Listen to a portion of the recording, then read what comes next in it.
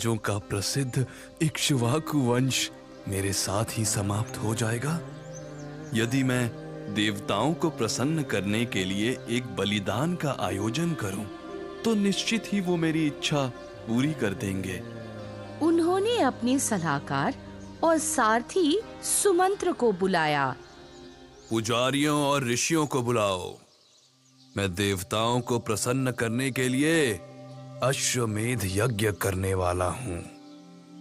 महाराज, क्यों ना हम ऋषि ऋष्यशृंग से इस यज्ञ को करने का आग्रह करें।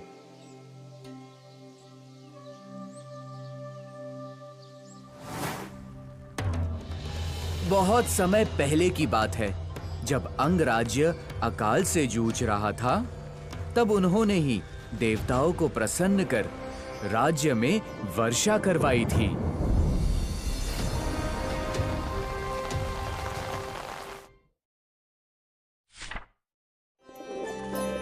अंग के राजा थे रोमपद, जो राजा दशरथ के मित्र थे।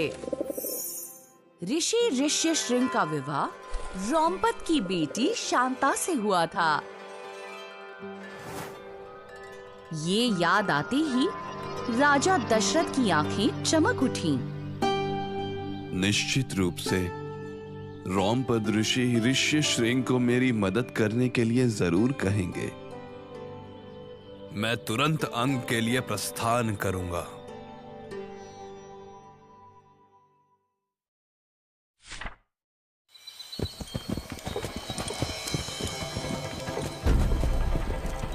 जंगलों और नदियों से कई दिनों तक यात्रा करते हुए राजा दशरथ और उनका दल अंग पहुंचा।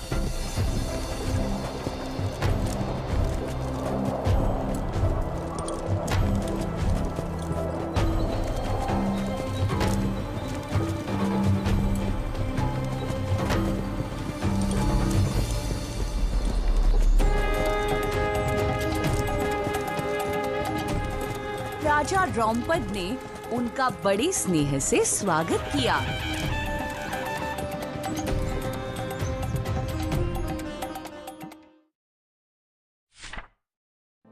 राजा दशरथ ने अपने मित्र को सारी बात बताई।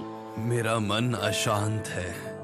मेरे बाद शासन करने के लिए मेरा कोई पुत्र नहीं है। मैं शास्त्रानुसार अश्वमेध यज्ञ करना चाहता हूँ। कृपया करके अपनी पुत्री शांता और ऋषि ऋष्यशृंग को मेरे साथ अयोध्या आने की अनुमति दे।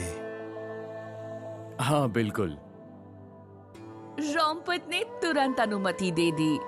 दशरथ प्रसन्न हुए और उनका हृदय आशा से भर गया।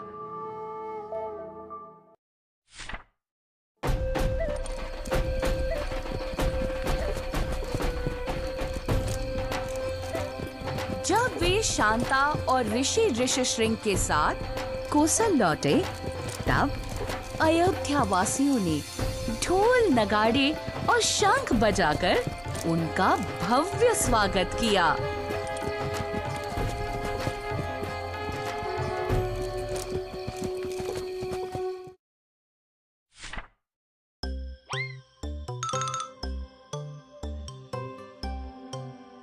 आपको लग रहा होगा कि राजा दशरथ एक बेटे के लिए इतने बेचैन क्यों थे?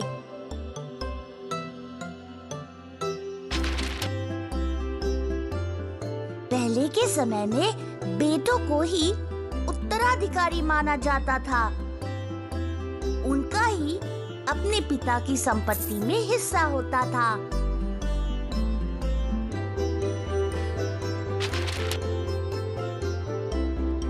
अब ऐसा नहीं है, क्योंकि अब हम बेटियों को भी महत्व देते हैं। आगे इस कहानी में आपको अन्य उदाहरण भी मिल सकते हैं, जो आज की सोच से अलग हो सकते हैं। बदलते समय के साथ सोच और विचार भी बदलते हैं।